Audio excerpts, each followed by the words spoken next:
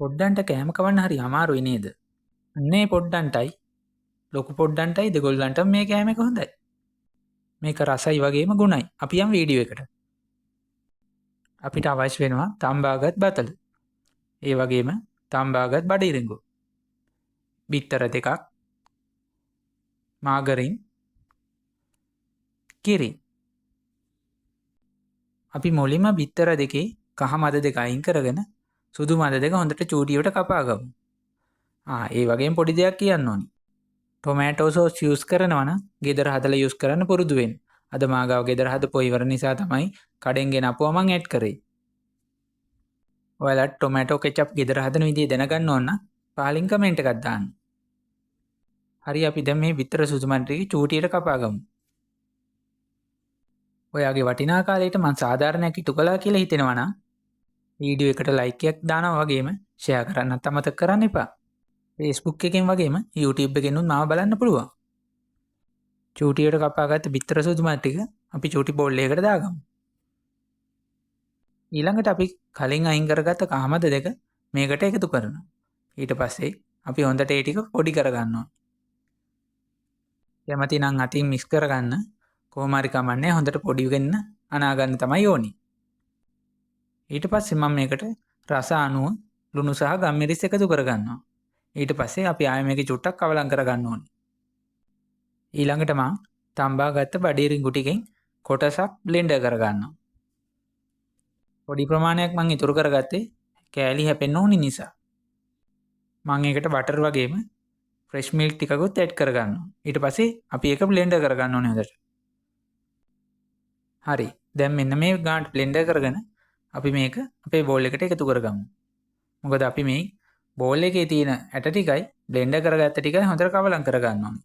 අපි මේකට ගම්මිරිස් ලුණු එකතු කරගන්නවා අවශ්‍ය ප්‍රමාණයට. ඊට පස්සේ අපි මේක හොඳට කවලම් කරගන්න ඕනේ. හැන්දෙන් හරි අතින් හරි ඔයාට පහසු විදිහකට මේක හොඳට කවලම් කරගන්න. ඊට පස්සේ අපි තම්බගත්ත බතල් ටික තියෙනවනේ. අන්න ඒ ටික හොඳට පොඩි කරගන්න ඕනේ. මෙන්න මේ විදිහට. කෑලි හිටින්නේ නැති වෙන්න මේ වගේ හොඳට පොඩි කරගන්න ඔය. ඊට පස්සේ අපි පෑන් එකක් ලිපේ තියලා ඒකට අපි පොඩි කරගත්ත බතල ටික එකතු කරගන්නවා. ඒ වගේම මාගරි. මේ වගේ ෆ්‍රෙෂ් මිල්ක් ටිකකුත් එකතු කරගමු.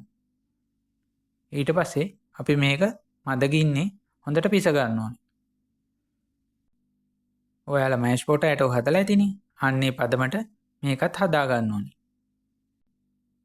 ලුණු ගම්මිරිස් එකතු කළා මේක හොඳට කවලම් කරලා මම ලිප් ඔෆ් කරලා මේක බා ගන්නවා. ඒක මේ වගේ රින් එකක් ඕනි වෙනවා. ඔයාලට පුළුවන් PVC බටයක් අරගෙන මේ වගේ රින් එකක් හදා ගන්න. මම ඒකට බටර් ටිකක් ඇඩ් කරනවා. මුලින්ම මම හදාගත්ත බතල එක තමයි යටම ලේයරයකට ඇඩ් කරන්නේ. මේ වගේ හැන්දෙන් අපි තුනී කරගන්න ඕනි. හොඳට කප් එකේ අඩිය වැහෙනකම් මේක තුනී කරගෙන අපි ඊළඟ ලේයර් එකට මේකට දානවා අපේ බඩිරිඟු මිශ්‍රණය.